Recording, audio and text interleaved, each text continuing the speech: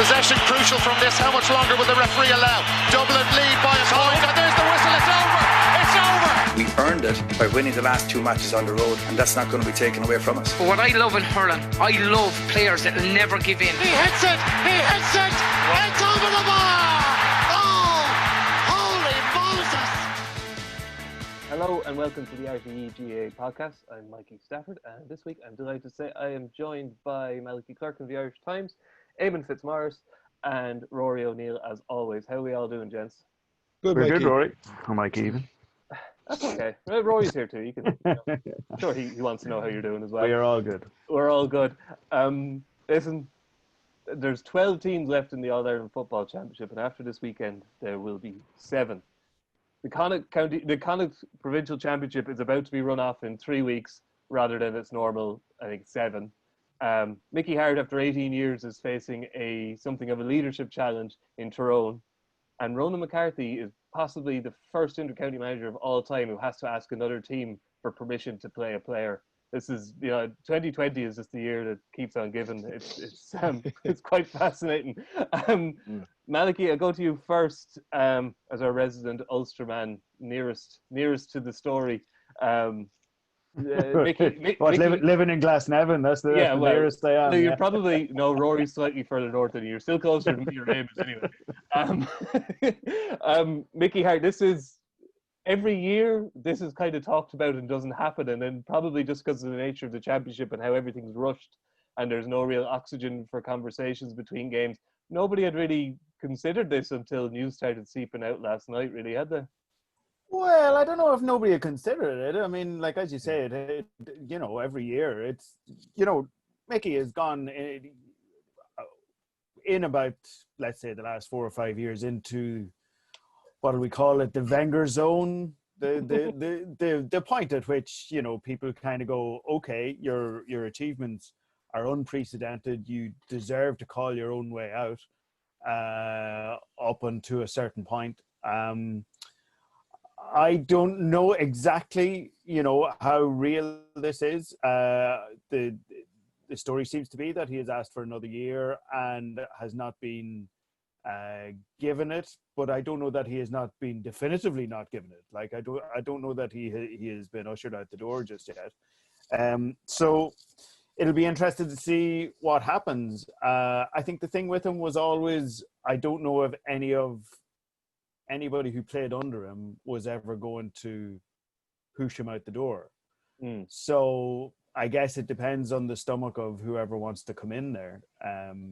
If it's one of his former players, I think it was always thought that none of them would make him leave, or none of them would take over if he had to leave in sort of argumentative circumstances. But it'll be fascinating to see how it works out there over the next couple of weeks. Nobody is he's the greatest Tyrone manager of all time. Yeah. Nobody wants to be Brutus in this situation. No, and the thing with it is just, given the nature of,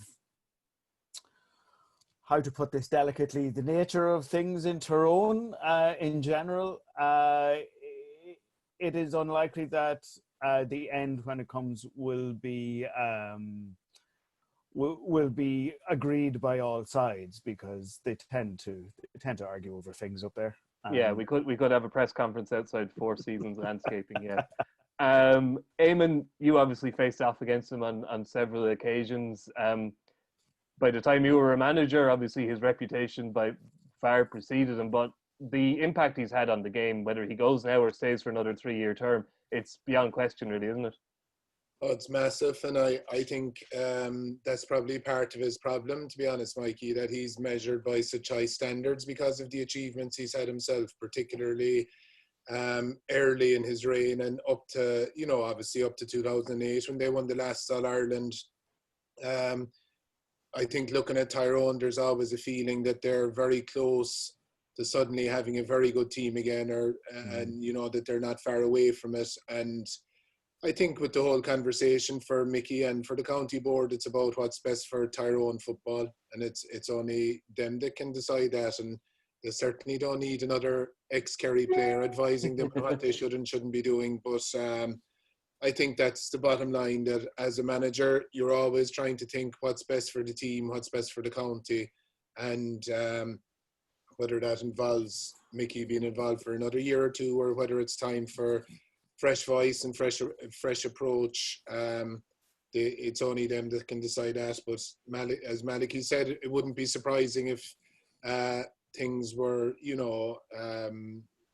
if there were arguments about what's the best way forward between now and the end of the year. But they'll have to get their house in order fairly fast, because the planning for next season, I imagine, for any team that's out, is probably starting pretty soon anyway.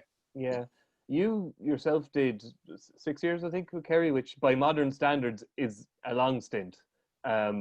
So it's kind of hard to imagine another manager having a length of a period of tenure that long. And I guess just from your own perspective, how difficult is it to go back to the well every year and kind of keep things fresh and feel like the players are still listening to you? It must be challenging.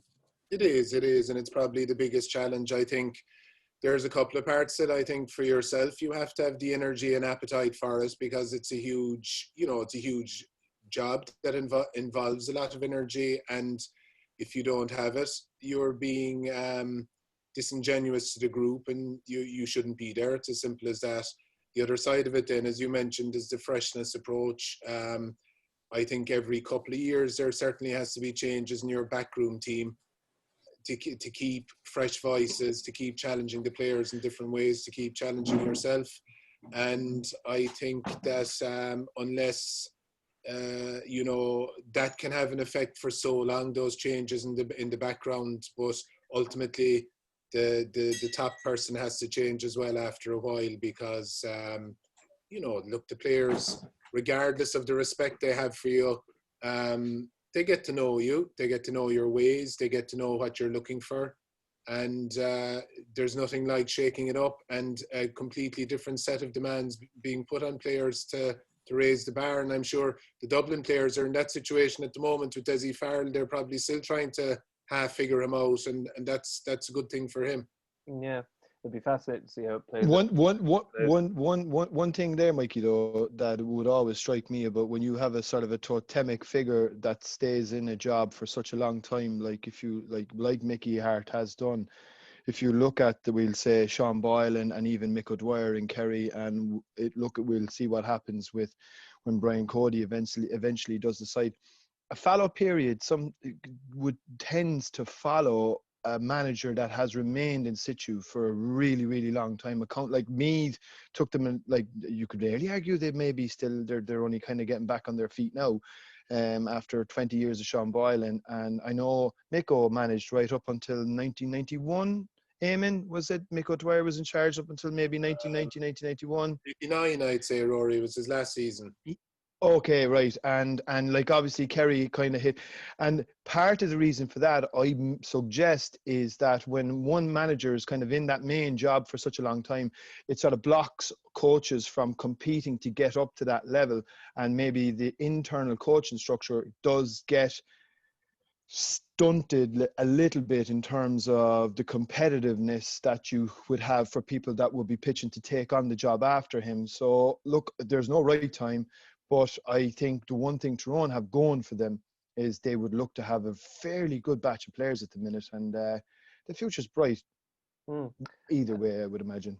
The future's also bright for your own county at the moment, Rory. We might as well, at least for another week. We might as well move on. So bright, I was nearly going to wear shades. Yeah.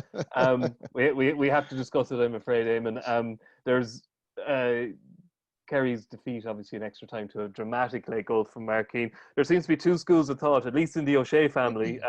The quietly fuming Tomás O'Shea. Just like say, you could tell us some stories about Tomás O'Shea in the dressing room. My God, the man, after several hours in a TV studio, couldn't hide his rage the other night. It was fantastic. He kind of was very frustrated with the way the team set up, that they gave Cork maybe a bit too much respect. They didn't attack enough. In his column in Malachy's paper, Darragh O'Shea kind of took an alternative stance, saying they just missed too many chances. There was goal chances. They left points behind them. Where did you see the game let Rory talk about where Cork won the game. You tell me where Kerry lost the game.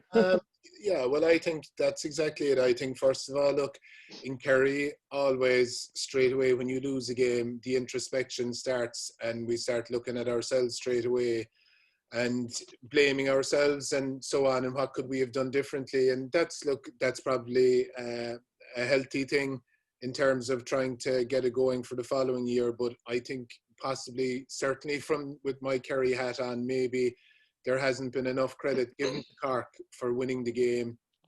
I think their management and players, of course, who put the plan in place, they deserve huge credit. They got an awful lot right on the day, and as a result, hung in there and won the game at the end. So they deserve credit. I know all about Cork football. I was in college up in UCC. I played with a lot of very good players, some of whom went on to play for Cork, some who didn't. I played in the Cork. You played on a team that beat my club in a county final. I'm still not after getting over it. 1999.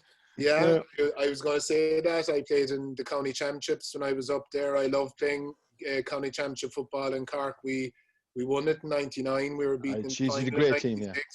And I saw the standard of club football in Cork up close and personal. So I know the talent that's in Cork and what they're capable of bringing to the table. And I think that's the thing about this win. Once they back it up, and that asterisk has to be put in there, once they back it up Sunday week against Tipperary and win the Munster Championship, it can be a new dawn for them, because there's a lot of talent in the county, and as well as that, they have a good guy in charge who is putting that high performance culture in place.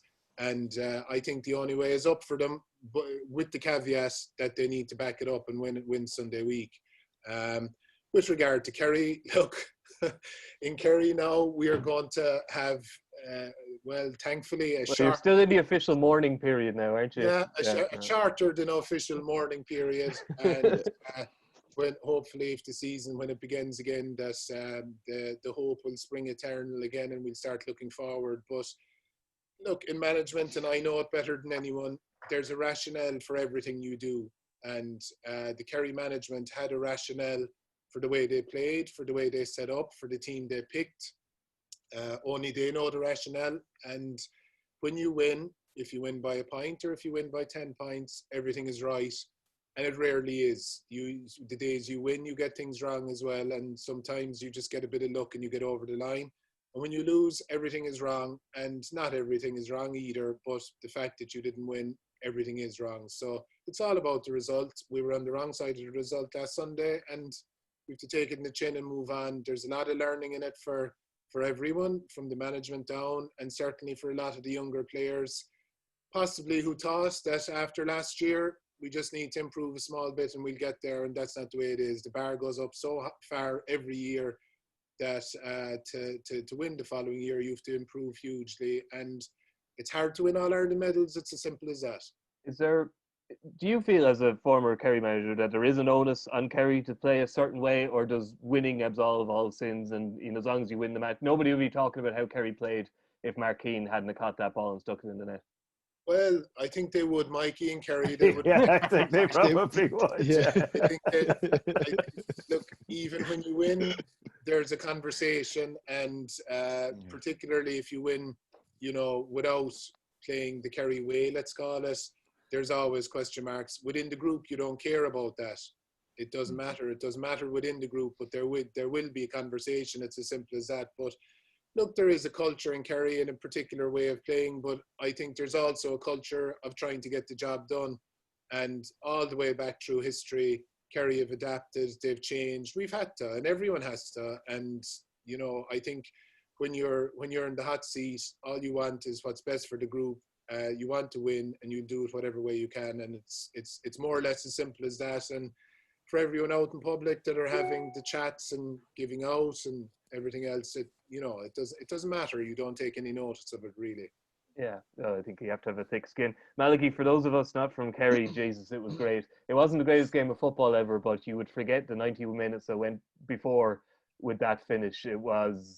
I was just something else. I think anybody who was watching it was kind of on cloud nine, even if they weren't from Cork, for a couple of hours afterwards. It was championship football, I suppose. Well, yeah, I mean, I was there. I was very, very privileged, and I do feel that these weekends when I get to go to games, and people can't go to games, it feels weird to be going to an empty stadium, but when you're there for a game and everybody else has to watch it on TV, you do kind of feel the privilege of it. And when there's a last minute goal, like I was writing on the way back up. I took the train down and the train back, and I was writing on the way back up, like, we were without big time sport for so long.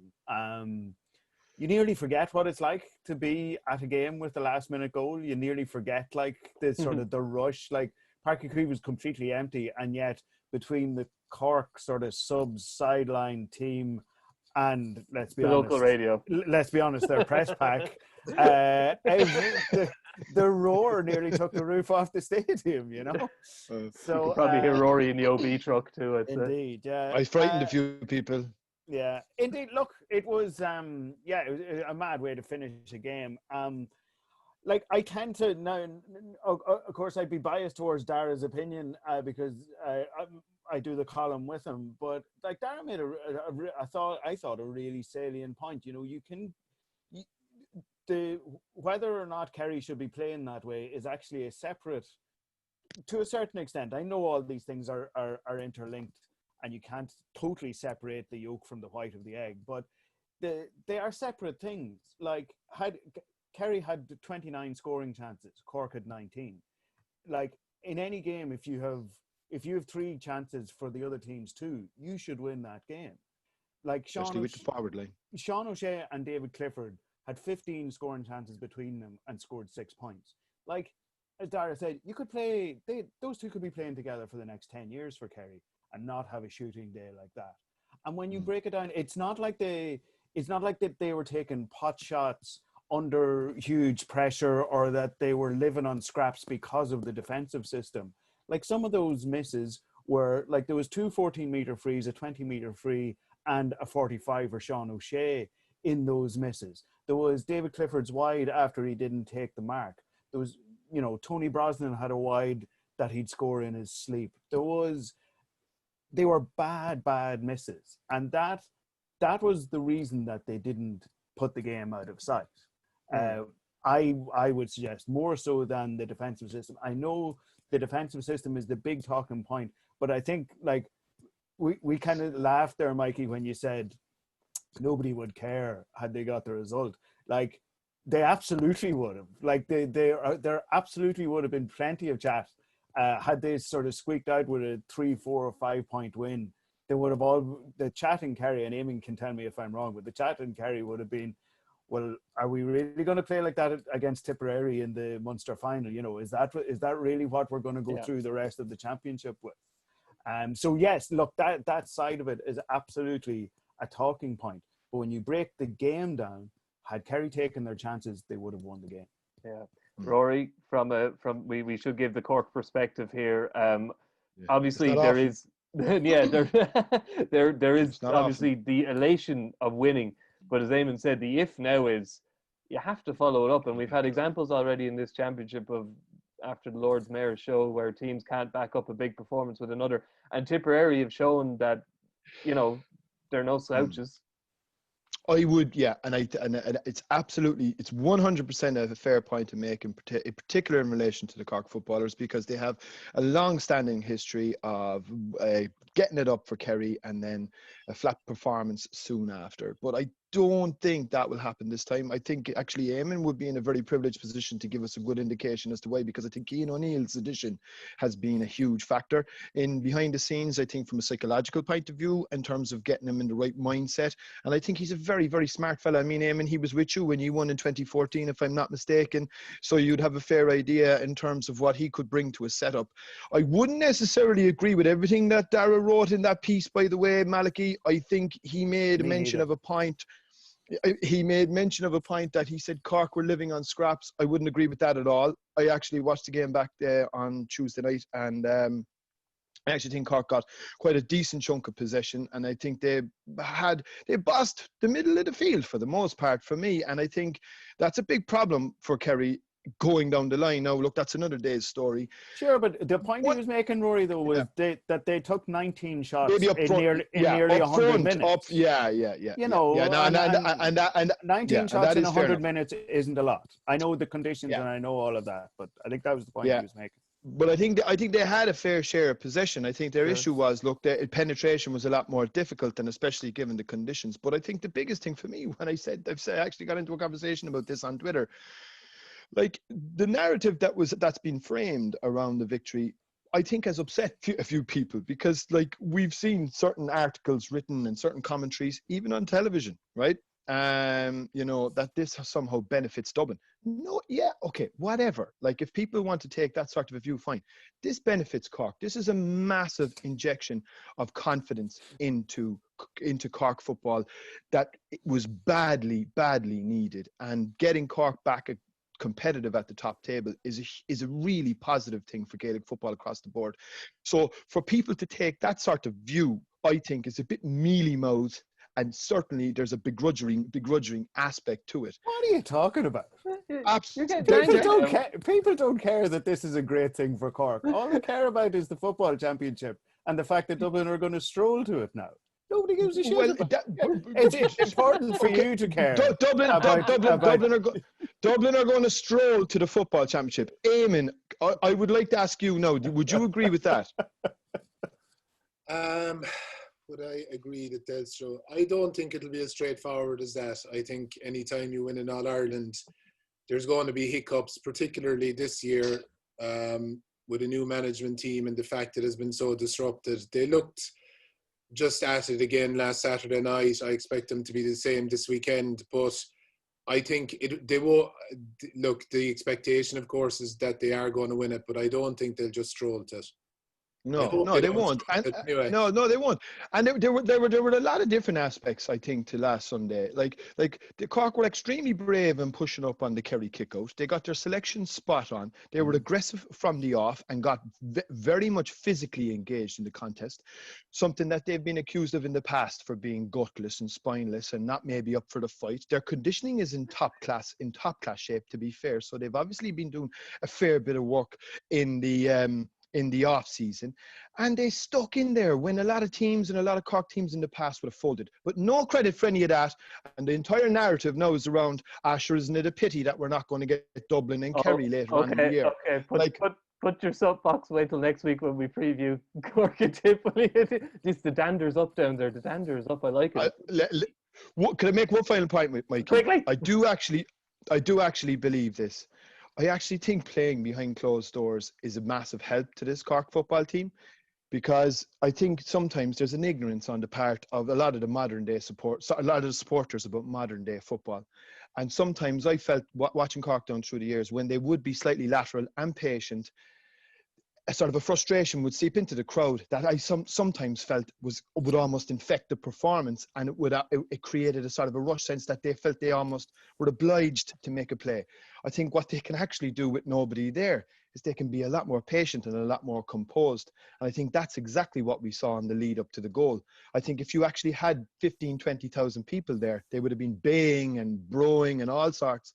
I think actually playing behind closed doors, the Cork footballers are the one team that will probably benefit the most. And another thing, I think it will actually have a significant effect on Dublin's tilt at this 6 in a row.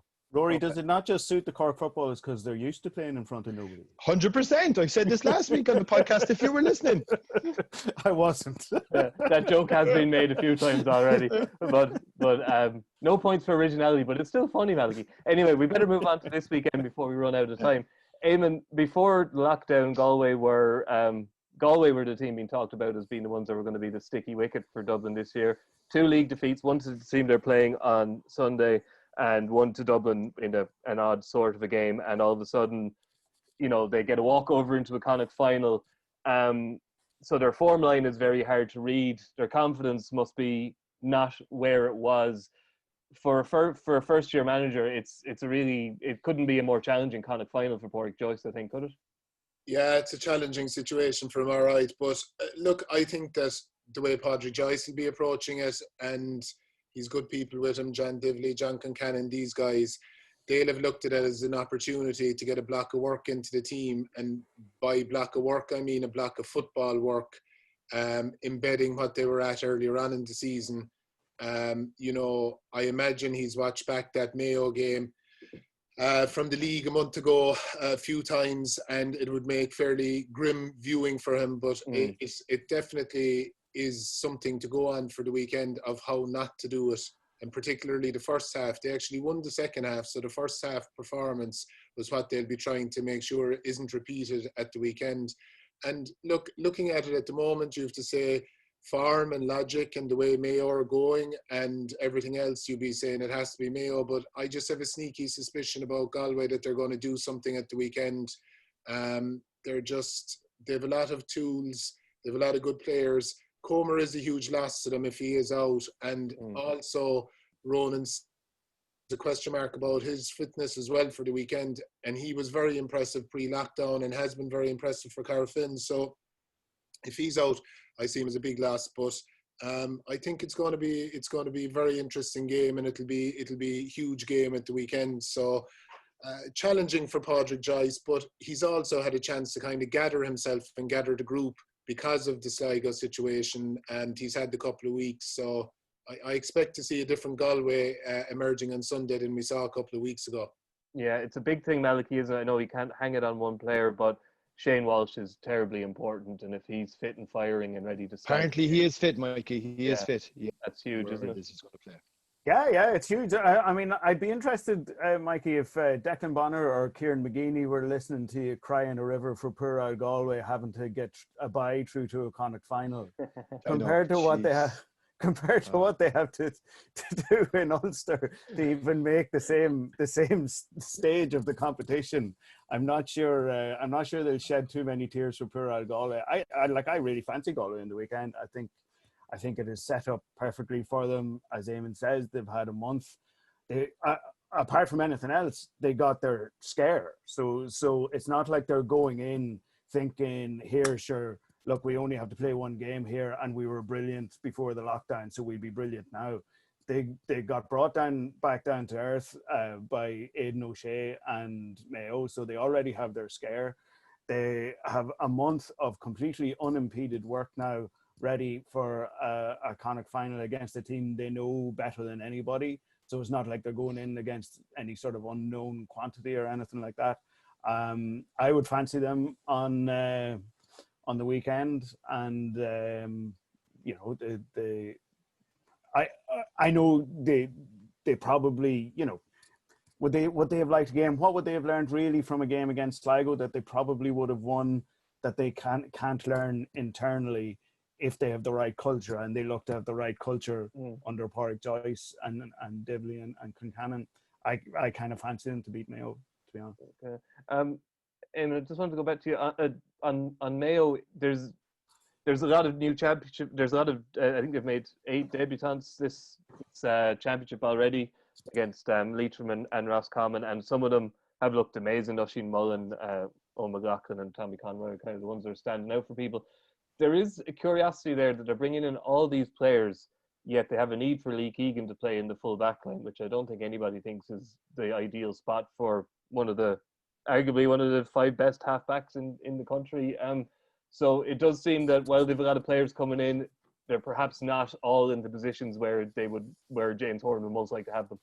I think that's the exact point, Mikey, and I think that's why Keegan is back there, that they're looking to develop a team where they have inside line players that they can trust to take care of the Manions, the Paddy Smalls, the David Cliffords on the big day, and they see Lee Keegan in the full back line possibly as an answer to that. Even Oisin Mullen, who's playing great football in his debut season in the full back line, he looks like a halfback and he plays a half back line for his club. So I think they're just trying to get players bedded in. Owen McLaughlin in the half-back line has been outstanding. I've been very impressed with him, and he's possibly a player that couldn't play in the full-back line. So I think that's why Keegan is in there. There is an element of robbing Peter to pay Paul, but I think James Horan is probably looking at the big picture, that when you're playing the top 2 or 3 teams, you need those inside backs that can go one-on-one with the best forwards and survive. And he knows Lee Keegan can do that. And it's kind of future-proofing the challenge for this year and possibly for the next couple of years as well. Rory, it's probably nice for Mayo fans to not be constantly kind of wringing their hands and worrying about the load being placed on Aidan O'Shea and Cillian O'Connor. There is still a load on them, but even from last year, they're central to the game plan, but they are not the game plan, so to speak. So there's definitely, you can see already that James Horan is developing a team here, and it's taken him 18 months or whatever. It's pretty impressive how it's coming on. Really impressive manager. I think, I think if you look back when the first edition under his stewardship back in 2010, 2011, when he took over, he looks like he's got an incarnation number 2 now, and he's got he's getting the right blend. He's got a really nice dash of experience. He's got some very exciting young players and playing in the Mayo way that he likes to play it, which is pretty much man to man. I think that's a big conundrum actually for Galway on Sunday. If they go straight up and play Mayo in straight up man to man, I think Mayo will love that. And I think it probably feeds into Mayo's hands. And with Mayo with 2 championship matches under their belt versus Galway's none, I could only see one winner. Now, the alternative is, does Pádraig Joyce decide to maybe set up slightly more defensively? Now, that would probably kill him to have to do that. But can he trust his full back line? Can he trust that half back line to, in a 1v1 situation? Can he trust them? I'm not entirely sure. I think he's going to. I think it's a big selection dilemma actually for Galway and Pádraig Joyce and how he sets the team up. But I fancy Mayo big time.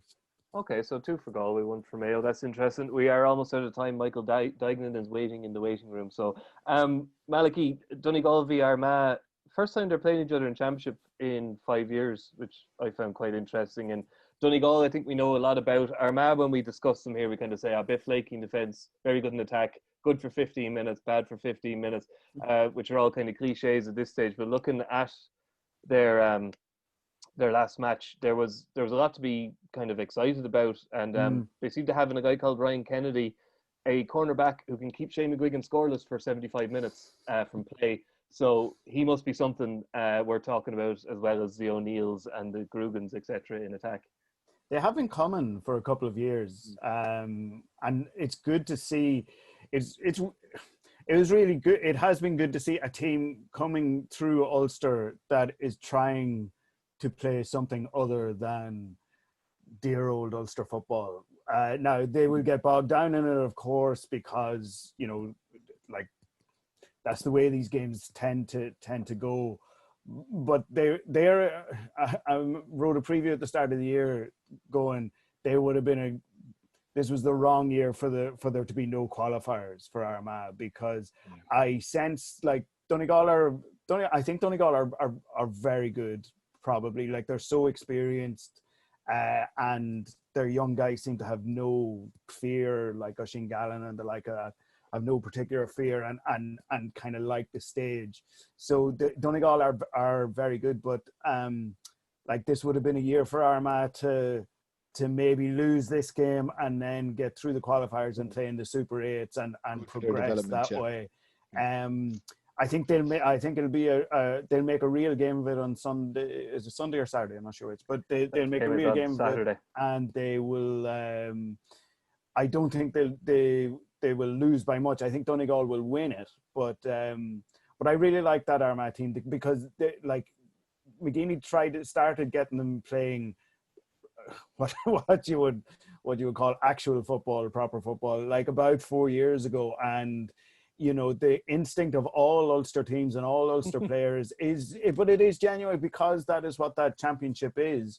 Every game does devolve into, if one team has 14 men back, well, you can't play with 6 forwards and 6 backs. You have to sort of mirror them. You have to set up that way. But Armagh have tried to play more football than other Ulster teams. And I'd love to see them come through it. It's a huge chance for them. I think Donegal are better than them and can see a path and can see a chance for a big year for themselves. So I think Donegal will sort of take care of business, but yeah, Armagh are decent. They're a really decent side. Okay, not to rush in, if we are running out of time. Would you agree that Donegal will have too much for Armagh, which would seem like the logical answer? And also, Cavan be down. I watched the Cavan Antrim game last week. Cavan made awful hard work of it, even though Antrim were game and left a few scores behind them. Cavan have, in Grove McKiernan, probably top 10 footballers in the country and should have done better. They have points coming from defence. Didn't see down, but from what I hear, very pacey. They've got scores from everywhere as well. So this traditional Ulster football match, there are a lot of scores out there, and it could be interesting. How do you see the two of them going? Yeah, both games are hard to call, Mikey. Look, I agree with a lot of what Malachy said, but I give Armagh a massive chance at the weekend. I still think Donegal are developing. They are coming. They've a bit more experience under their belt at that level, particularly the Super 8s last year. But I just like the look of Armagh. I think they have a lot of the tools with the O'Neills. They're kicking the ball. They have a good keeper. They've got better backs now. They still have the likes of Jamie Clark for a bit of magic. So it wouldn't surprise me at all if Armagh won at the weekend. Cavan and Down, I think, is a very hard game to call. Like you said, the likes of the Galligans are playing well in goals, and the Galligan out the field. You've McKernan.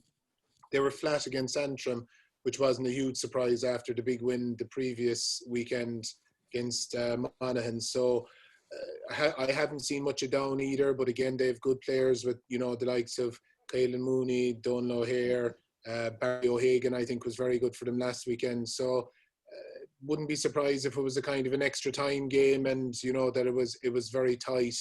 So not sure in that one, but they'll be good games anyway, I think both of them. And just one very simple point there, Mikey, and very quick one. I do think as well the Donegal Armagh game, the fact that it's in Breffni, I think is a major plus. It's a brand new pitch. It's a fabulous ground, firstly, but the pitch is brand new, and I think conditions of the pitches is actually a big factor in this year's championship, and I think it should make for a good game and might suit Armagh actually to a certain extent. So. Okay, and just before we go, unless somebody has got to take their brain medicine this morning, I think we're going for Dublin over Laois. But then, in a word, Malachy and Eamonn first. Meath v Kildare. Meath got 7 goals the last day. Kildare, managed by a man you know very well, aren't going to concede 7 goals. How do you see that one going? Yeah, again, I think a very tight game. Meath have been impressive since lockdown as well. They were good tonight in Parnell Park against Dublin. Played well against Monaghan above in Clonus. Huge win, obviously, last weekend. They have a lot of good players. You'd be leaning towards Meath, but obviously with Jack involved with Kildare, they have a lot of good players as well.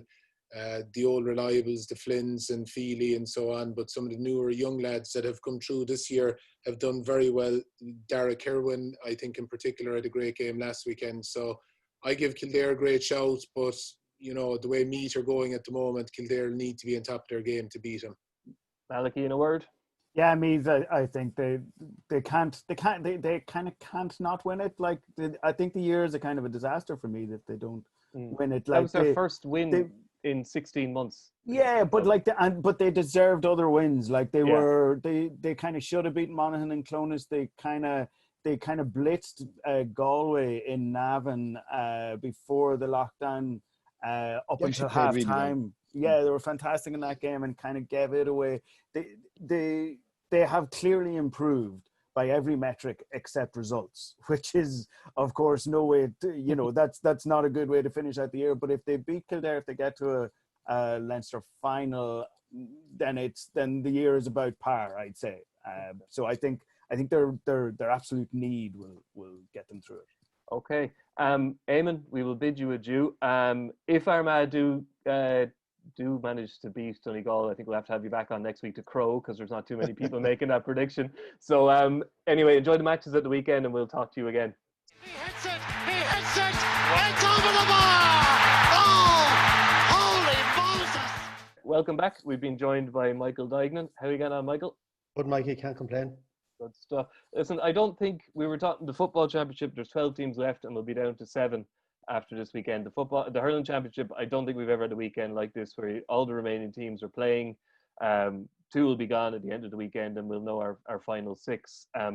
So don't think we can make the case that the provincial champions are that much more important than the other matches, really. So we'll go in chronological order, which conveniently means we start with Wexford v Clare, which is what I want to talk about. Michael, I have to mention it, the Davy v Lohan thing, it's a bit of a media construct in that it's just perfect. You've got the little loudmouth goalkeeper who used to be protected by the big silent, full back, and they were best buddies, and now they're not anymore, and only one of them ever talks about it, and even he doesn't talk as much as he usually does. It's just the kind of perfect newspaper podcast story, but it does add a little bit of an edge to the match, I suppose, which probably doesn't need any edge.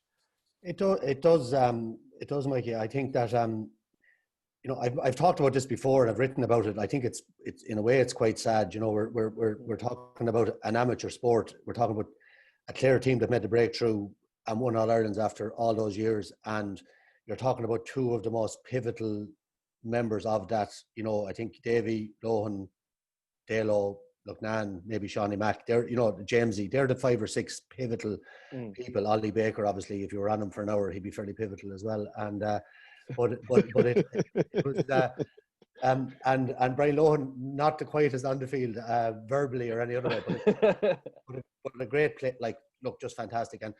And look, Davy is one of those people. I suppose we've all had a falling out with him at some stage. But to me, as far as I'm concerned, it's only in sport. It's only differences of opinion. And that's what he does. He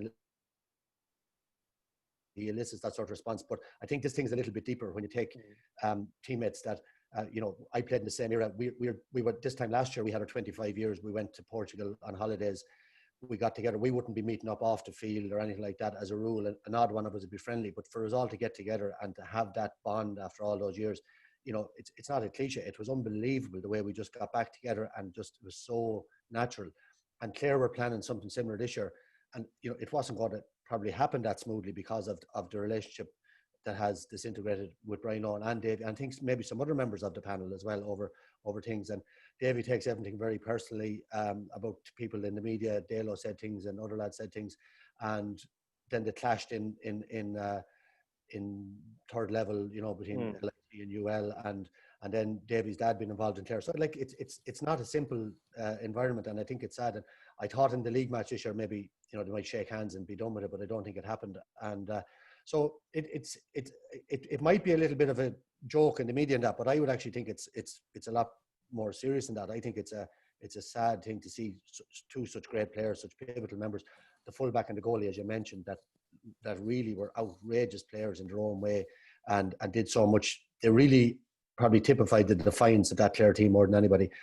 So I just think it's a bit childish at this stage. I think they should, I think both, particularly Lohan's a very straightforward. I think any that know him, he's a fairly straightforward man, and I would have thought, but it must be deeper than that, and it'll be interesting to see what the reaction is. To be no shaking hands anyway, so that might be a help.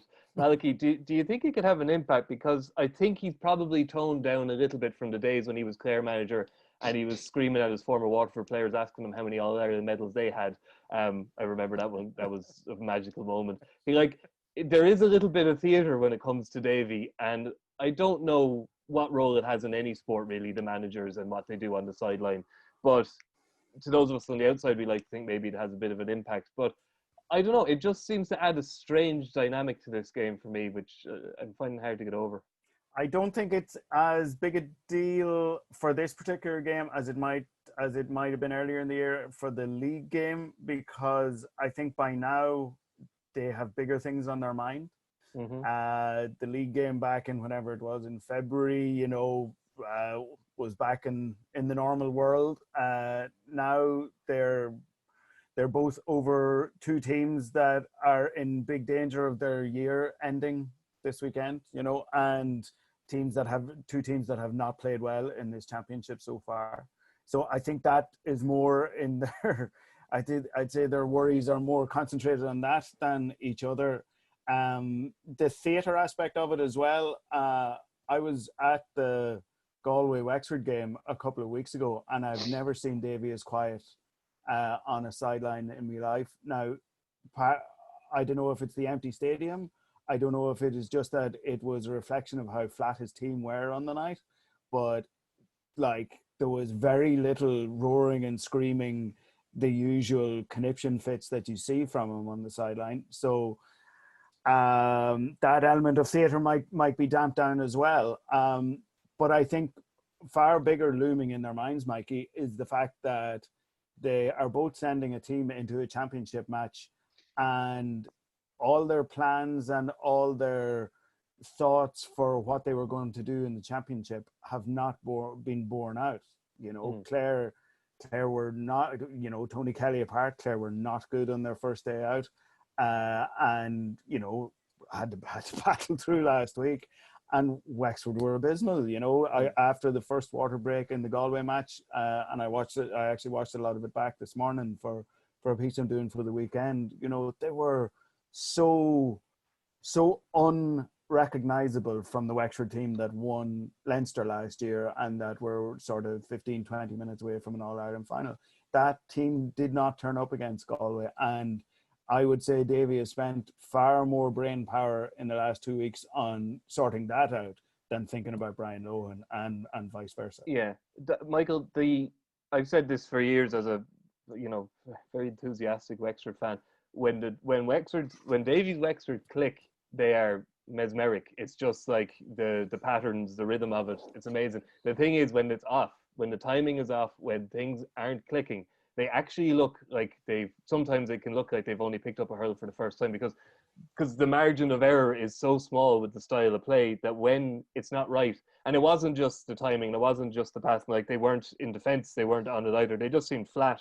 But and Davy's other teams are like this as well. When they have an off day, it's kind of magnified because of the margins, I believe, and they looked as bad as they've ever looked. Yeah, and I think another thing about Wexford, and Malachy touched on it there, I think of any team to play, you know, the crowd is so important to them, the massive support that they bring. And Davy feeds off that. And that's, I think Malachy is the reason he was so quiet. And I think that's obviously would be a bigger factor on the weekend if you had a big Clare crowd who were also very passionate. I think that would really, you'd see sparks. What I found interesting about the way they played, they were obviously very flat and the margin of error, but it wasn't even that. It was the one-dimensional style. Davy talks about the different amount of different ways of playing that they have. I didn't see that in action. It was slow and cumbersome. But look, sometimes you can read too much into what's gone before. You know, you see it so often that the next day is completely different. And I couldn't see Wexford coming out of this day like that again.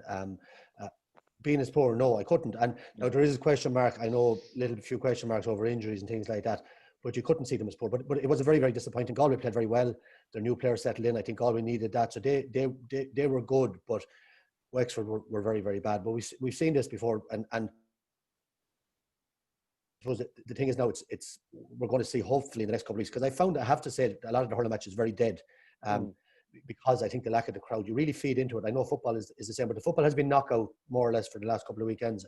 It has been. So I'm thinking we're going to see a return to maybe more intensity, and Wexford certainly feed off that. They need that drive and intensity to see the best of them. So I expect them to bounce back pretty much to a much higher level this weekend. Okay, we'll maybe leave our predictions till the end so we can cover everything here, because time is of the essence. Mikey, one small factor from a Clare perspective is if they getting David McInerney off that red card. If they can't get that red card quashed, I think their goose is cooked. Well, if Rory O'Connor and Lee Chin don't pass fitness tests, Wexford's goose could be cooked too. So we'll wait and see. Malachy, Tipperary v Cork in a round 2 qualifier and not a Munster final. Not where either team would want to be. Jesus, you know, Cork. The logic here is Cork have got some momentum. They got a win under their belt. They beat a Dublin team who gave them nothing easy, whereas Tipperary coming off the back of, for all Ireland champions, what Tip got from Limerick that day was something of a hurling lesson. But in Liam Sheedy, I guess they have a man who can wipe the slate clean pretty quick. Yeah, well, you say a hurling lesson. With about 15 minutes to go and the win behind them, they were still only 5 points down, you know, against the team that had played the previous week.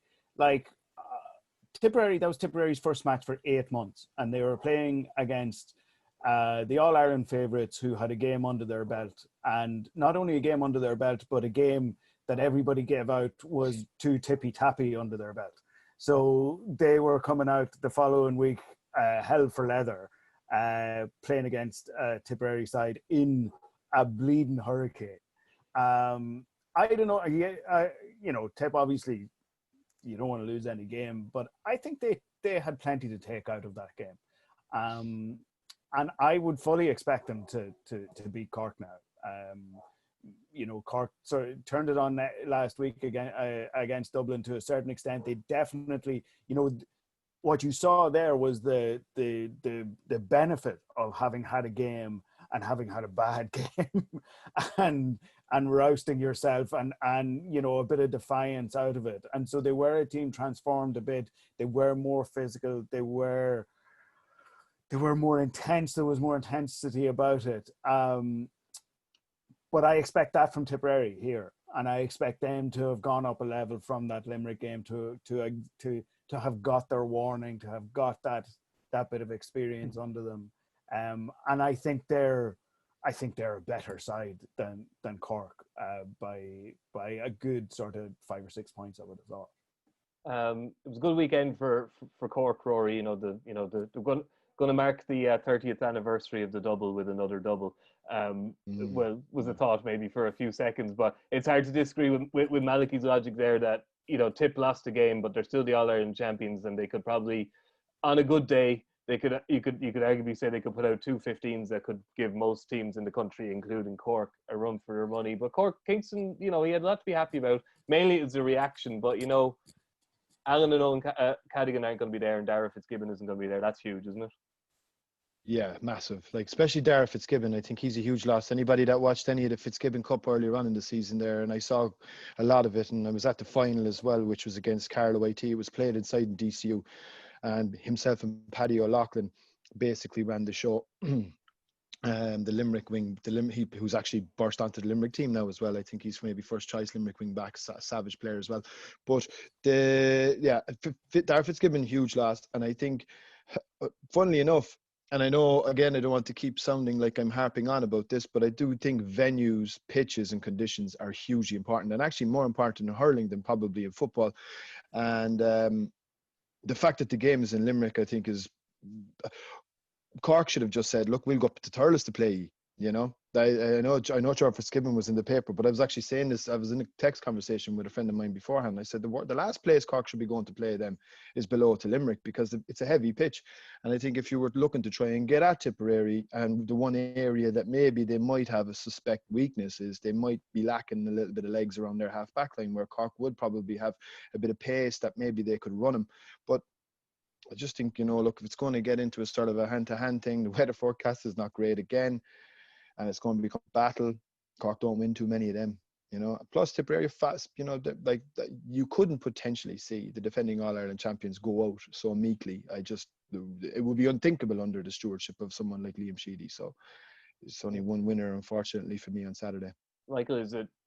Would you say whether it's a hand-to-hand combat or whether it's a game of hurling, that Tipperary should win either game, really, given what they have, on the pitch, and also, quite importantly, given the conditions and given the matches that we're seeing on the bench as well? They have 20, 25 players there that are just, it's hard to pick the first 15 sometimes. It is, but I think their challenge again is getting that balance right. Last year they really went with Liam Sheedy came back in and he was criticised for showing so much loyalty to the older players. The lads with supposedly the mileage which they had, the Brendan Maher, Paddy Maher, Bonner, and there was Noel McGrath. There was question marks over the mileage, not so much their age, but he stuck with them and brought in the young lads, and eventually they got it right, like springing the 4 or 5 subs to finish games. We saw it against Wexford, we saw it everywhere in the final, and he started a couple of them the last day. Mark Yo started, what do you call him in the corner as well? Jake Morris. Jake Morris. But he didn't really change up the half back line, and Paddy had carried an injury into the game. I think he'd missed a number of weeks training with a knee injury. So I think that's really the biggest thing for Tipperary going into the Cork match is to see what is our starting team? Do we need another one or two of those under 21s in the starting team, and trying to get that blend right? And I'd agree with Malachy. I thought in the circumstances Tip played reasonably well. I know the John McGrath goal was a thrown ball by Noel, quick, a lovely throw actually, but classic. But fouls in a millisecond. that nobody saw. It happened that quick. But so I do think Tip. But again, Cork. Look, Cork have, and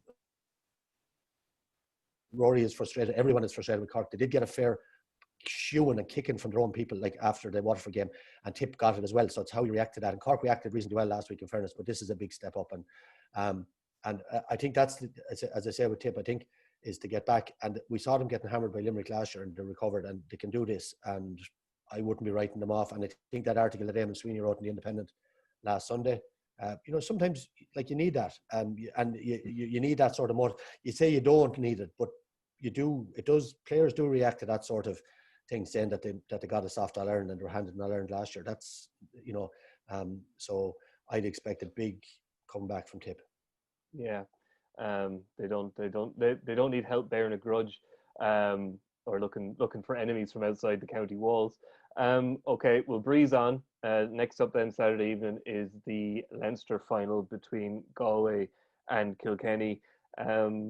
Malachy, to me, the Galway were so impressive against Wexford, who were in Davies' own words absolutely terrible, whereas Kilkenny played well for 35 minutes.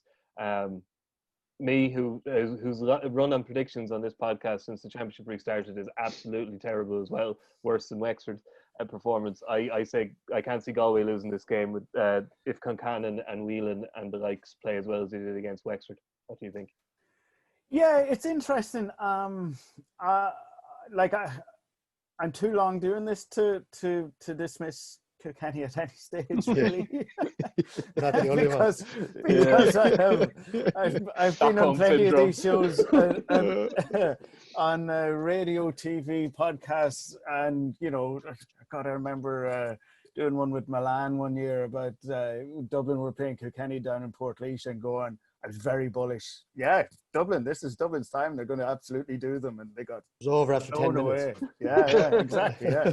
So I've learned my lesson there.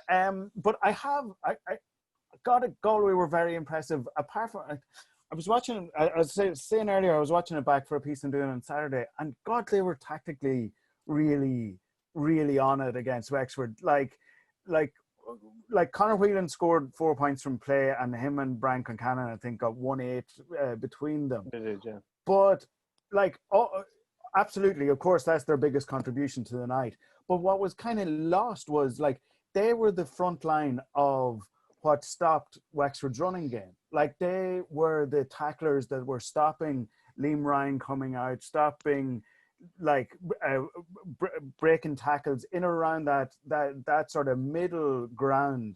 And it's funny, I was watching it back, and Michael was doing it, was Michael's commentary over it, and I was watching, the view I was watching was from behind the goal, behind the Hill 16 goal, and Michael kept saying, Wexford need to change this up here. They need to find a different way of playing. They need to play this longer. And you were watching from behind the goal, you were going, oh my God, he is so right, because what Wexford kept doing was running out, and they kept running into Conor Whelan and Brian Concannon and Jason Flynn and Joe Canning, and that was where the basis of Galway's win came from, and that was clearly a tactical plan from the Galway management. Okay, this is how Wexford played. This is how we're going to stop them.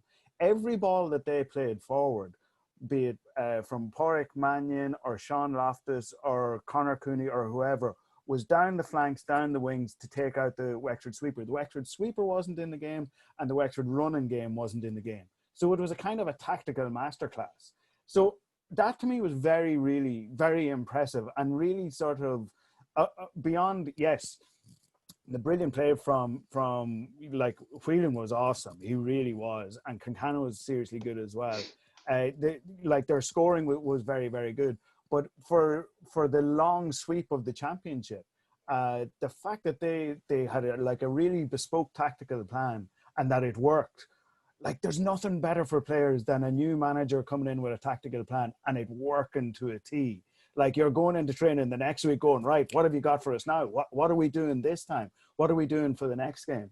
So that I find that really impressive, and that's why I'd go with them here, because I think they will kind of possibly outthink Kilkenny, but I'll be hit by lightning for saying that. Michael, Brian Cody's too long in the game at this stage about to have bespoke tactics. I don't think he does anybody that compliment, but like, geez, they were 3-13 to 7 points up at half time. Like, and the tactic is give TJ Reid the ball, and if he wants to put it over to Barry, will, and if he wants to give it to Colin Fennelly, there's a good chance of a goal. It's a fine tactic that's been working for two teams, Ballyhale and Kilkenny, for a few years. But Jesus, that second half was just, it would make you ask a lot of questions. It was hard to believe. It was hard to believe how bad they were in the second half. Just couldn't believe it. I was just actually just marveling at TJ Reid really in the first half, and I wrote a piece last Sunday where I'm sort of saying, have we seen? I don't think I've seen a better forward. I haven't seen a better forward.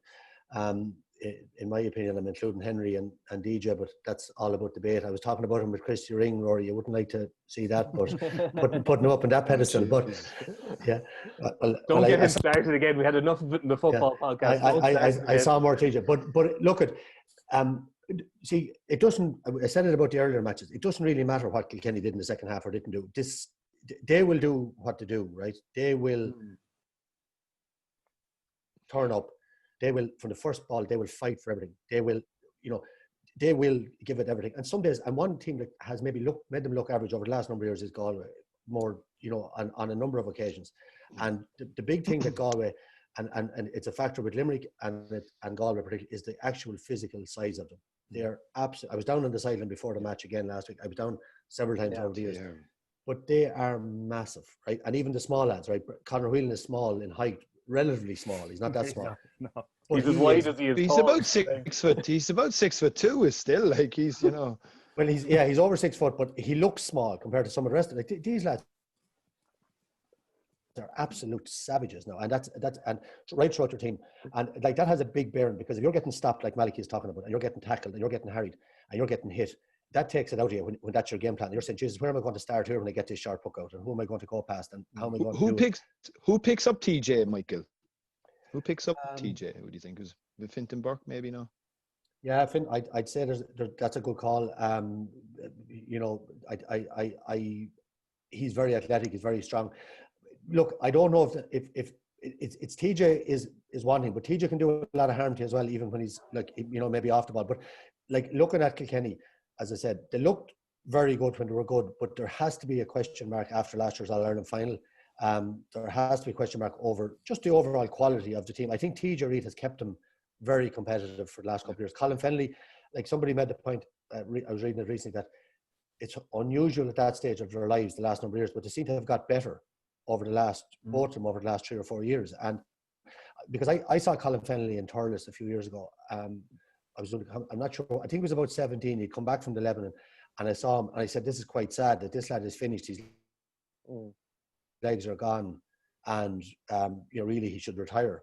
And next thing he goes, and he's, the last 2 years, particularly at club level, but also at county level, he has just, and he only does enough usually, but you'd expect him to kick on. So look, the one thing about Galway, from a negative point of view, is, Conor Cooney's form for the last couple of years, he's obviously still playing very well at club level, but at county level, he had 2 or 3 very easy chances. And I was saying, if he pops 1 or 2 of them over the bar, his confidence just looks to be very low.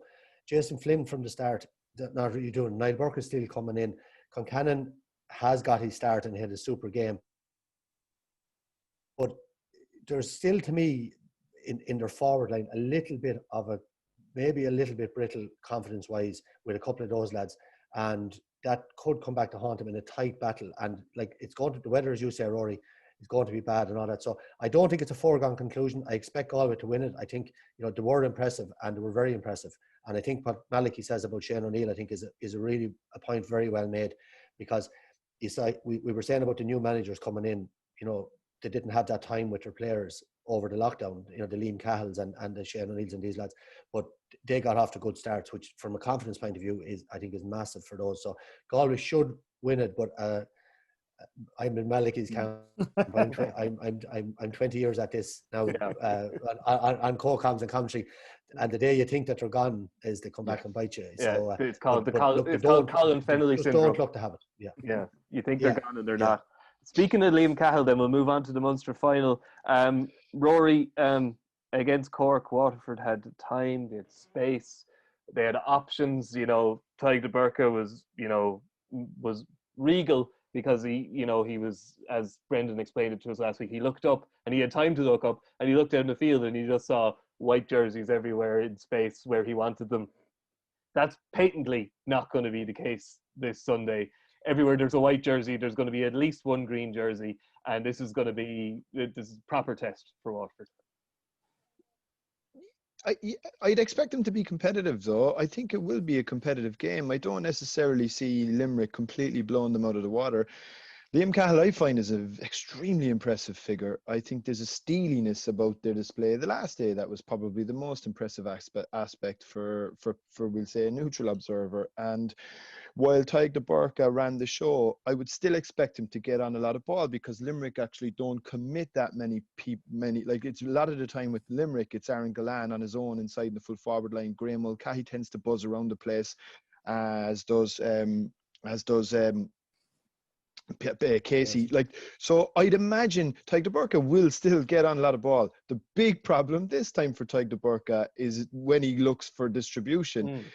You're running into Grand Central Station because that's where Limerick are going to come and hunt you down. And the single biggest thing, and I've seen this now, I've been keeping a close eye. You know, Johnny Bradley, who works with us, Michael, and his stuff is really good. Like he's collating kind of stats reports, Mikey. I'll send a couple of them on to you, actually. They're very good, even from an online perspective. You get a bit of value out of them. And one repetitive and very standout-ish stat that seems to come up again and again and again in all of the reports on all of the Limerick games is how many scores they get from turning the ball over. And it's about 80% of their scores. So even if they don't have possession, that's almost like a challenge to them. And I think that's probably a sort of a frenzy that I'm not entirely sure Waterford will have experienced really just yet. I know they got a chastening experience in the Gaelic rounds last year in the round robin stages, but I think at that point I'd say the towel had probably been thrown in. This time they'll be very much more up for the fight, but I just think this Limerick team are just too far ahead in their development to not win on Sunday. But I do expect Waterford to give them a game and potentially have a say in this championship yet. Yeah, for about it felt like about a decade, Michael, or probably longer, we were talking about the importance of a half back line, whether it was Galway in 2017, obviously the Tipperary half back line that we still talk about, and obviously the great Kilkenny half back line that won 4 All-Irelands. It now seems in the last year or two that when it comes to talking about arguably the most informed team over 2 or 3 years, we're talking about their half forward line, whether it's Gerald Hegarty and Tom Morrissey, and then one of Cian Lynch or sometime bizarrely wing back Kyle Hayes. Would you go along with saying that the Limerick half forward line is their most important line, and what is it about them that just makes them so influential? I think it is, and I think just on that Cian Lynch one, like the last day we're talking about, that was a master stroke as well. It was a simple one, but Tipperary would have thought an awful lot about Cian Lynch in the middle of the field and put Alan Flynn there, and straight away you go out in the first minute, he's not there. And Kyle Hayes is back wing back, which I wouldn't be that surprised with. Players like that can play anywhere. You know, he's a ferocious athlete and can get up and down the field. And the way Limerick play anyway, they're all attacking it, you know, from there. But you know, I thought Lynch. We'll talk about Morrissey and Hegarty in a minute because they're there. But Lynch the last day had over 20 possessions, and it's just the speed that he can get the ball into his hand and distributed is way ahead of anybody else. He's skill level, and but again, it's power as well and physique, able to do that and get in there and win that ball.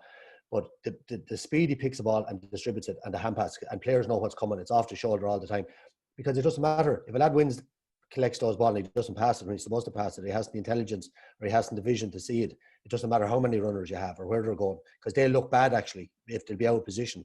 But it's a link of all that. And what Hegarty and Morrissey do just is to have a free rein, and they have the hurling intelligence and the hurling brain. There's no point going from right half forward to left half forward unless you're doing something over there. And when invariably when Hegarty is over there, he's putting the ball over the bar, or Morrissey is, they're getting into position to finish all the time. They're working back. It's not a new phenomenon what they're doing. It's just that they do it better, and the team know why that they're there, so they pick them out. So I know many times that wing forward over the years, as the hurler myself, you move off your man 20 yards, and the fella the other side pucks the ball over your head back to your man. And who's on that lad for fuck? Who's on that? But that doesn't happen with them, right? So because they're so good and they understand, and the team understands what they're doing, and it's not just one; it's a combination of all the players. So Declan Hannon is vital in the setup. He wins the ball. It's all a 20-yard pass off the hurl by him. Will O'Donoghue is running and laying it off. He knows what he can do. He's very athletic. He's picking off a couple of points now as well. I think he's a player that has developed a lot this year. So they are hugely important, but it wouldn't work without all the other bits and pieces. And Rory mentioned Peter Casey and Mulcahy. Like, their work rate and their tackling is unbelievable. And Malachy talked about the Galway lads, Whelan and Concannon. But these lads are the template for that. The amount of times that they hook and block and turn over ball from there. So, Gillane is probably the only one that looks a bit lazy, but he doesn't, because he's keeping his energy for what he has to do. So it's like he stands at 14. Lad, you can tackle, you can do this. My job is then when we go short, long, that I'm moving and he knows it's coming, and he then has that burst then to get out to the ball and win that. So it's nearly like he has a different role than the rest of the forwards. And that's understood as part of the team plan, because he's not running around 70, 80 yards chasing lads. He's waiting and has that, and to take his frees and to win the ball, and then he has the outlet in the air, right, which makes that sweeper or that tight burka easier to take out of the game. That's pretty switch a high ball in as well. So look, but funny enough, I still go along with Rory that Liam Cahill, and I'll be brief on this. He has a steal. Go back to the 21 All-Ireland 2 years ago when Cork were. You remember that dream Cork team. And they bet them in an Ireland final. They had no right to beat them. They were hammered in a Munster final, and they came back and beat them. They won it last year with a far better team. But then they played the champagne hurling. But when he had to win it hard, they won it hard. And now he's gone, and he made the hard calls. Noel Connors is one of the players of the decade, in my view, of the last 10, 12 years. And he just, like, I'm sure Noel Connors is a very impressive guy as well, and everything. That Liam went to him and said, "No, your time is up," and he was gone. And what would be most people's instinct going into a county is say, I'll keep everybody for the first year, keep everybody happy, and then I'll weed them out. But he went in and got rid of him and Maurice Shannon and a few others, and he brought in these young players, and I think they'll hit the ground. And getting that win psychologically is big for them. So I expect them to be full of running and very athletic, because they are, but a bit behind where Limerick. This All-Ireland is in Limerick hands. If they